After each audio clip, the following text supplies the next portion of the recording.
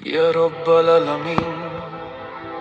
ইতিহাস কখনো কোলাহলে লেখা হয় না, ইতিহাস লেখা হয় কিছু নীরব মানুষের কিম সাহসে।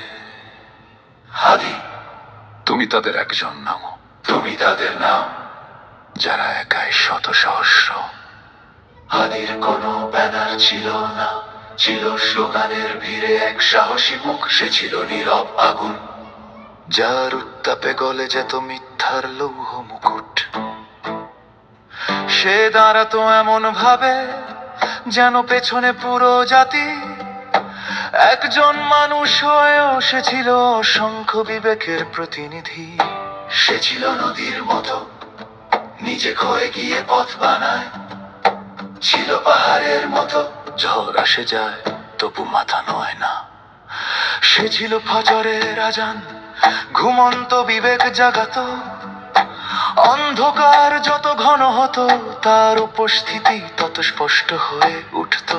ইয়া আল্লাহ, কবুল করো এই আলোর নাম হাদি। ইনসাফের পথে যে ছিল অটল, তার পদচিহ্ন রাখো চির জাগ্রত, চিরস্মরণীয়। গোলামি নয় আজাদি, এই ছিল তার নীরব শপথ। আমরা শপথ করছি আজ এই ডাক হারাবে না, এই আলো নিভবে না যতদিন থাকে সবার শপথ। যেদিন তার নাম বাতাসে ভাসলো, আকাশ সেদিন নীরব রইল।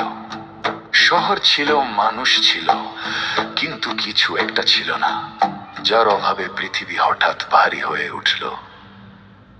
শূন্যতা শব্দ করে না, তবু বুকের ভেতর গর্জে ওঠে। কিছু মানুষ চলে গেলে বোঝা যায় একটি সমাজ কাকে ভর করে দাঁড়িয়েছিল, কাকে হারিয়ে হঠাৎ কেঁপে ওঠে। সে জানতো সত্যের মূল্য আছে, আর সেই মূল্য অনেক সময় জীবন। তবু সে হিসাব করেনি লাভ লোকসান, কারণ তার কাছে ন্যায় ছিল চূড়ান্ত সমাধান। সাহস মানে সে শিখায়নি আঘাত, সাহস মানে সে শিখিয়েছে দাঁড়ানো। চোখে চোখ রেখে অন্যায়কে বলা, আমি তোমাকে মানি না, এই ছিল তার সবচেয়ে বড় ঘোষণা। এই হুঙ্কার রক্তের নয়, এই হুঙ্কার আত্মমর্যাদার। যে আধিপত্য মানুষকে ছোট করে, আমরা তার সামনে নত হই না।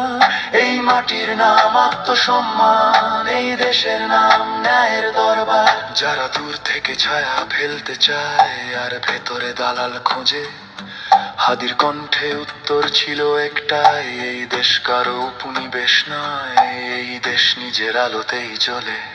ইনসাফ, ইনসাফ, এই শব্দেই তার সাধনা। আজাদি, আজাদি, এই পথেই তার আরাধনা। আমরা সবাই হাদি।